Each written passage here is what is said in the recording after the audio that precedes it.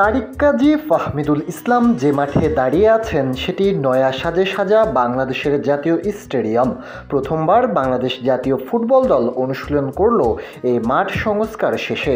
গতকাল বৃষ্টিতে ভেস্তে যায় এই মাঠের অনুশীলন করতে হয় কিংস অ্যারেনায়, তবে ঠিকই আজ ন্যাশনাল স্টেডিয়াম তার বুকে পেয়েছে ন্যাশনাল খেলোয়াড়দের।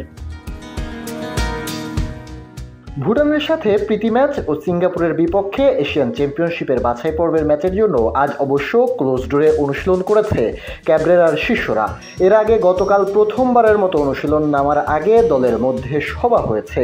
খেলোয়াড়দের নিয়ে কথা বলেছেন কোচ, কর্মকর্তারা। তাদের মতে ভারতের বিপক্ষে ম্যাচ হয়ে গেছে, তখন দর্শক চাপ একরকম, আর এখন সেটি আরও বেড়েছে।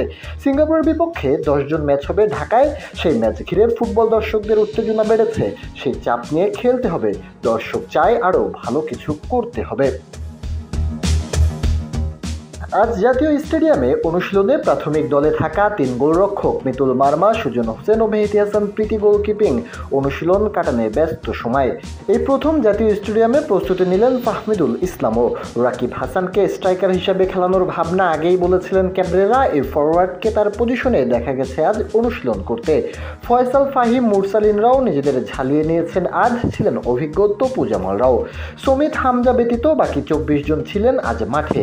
তারা হলেন গোলরক্ষক হিসেবে মিতুল মার্মা, মোহাম্মদ সুজন হোসেন ও মেহেদী হাসান শ্রাবণ। ডিফেন্ডার হিসেবে আজ উপস্থিত ছিলেন মোহাম্মদ শাকিল আহাদ তপু, জাহিদ হাসান শান্ত, রহমত মিয়া, ইসা ফয়সাল ও তাজউদ্দিন। পাশাপাশি 2 অভিজ্ঞ ও দলের সেরা ডিফেন্ডার তারিক কাজী এবং তপু বর্মন। বাংলাদেশে মিডফিল্ডারের ছড়াছড়ি। মোহাম্মদ হৃদয়, সৈয়দ শাহ কাজিম কিরমানি, সোহেল রানা, মুজিবুর রহমান জনি, শেখ মুরসালিনের সাথে জামাল ভুঁইয়া ছিলেন উপস্থিত, তবে এখনও আসেননি সুমিত সোম এবং হামজা চৌধুরী।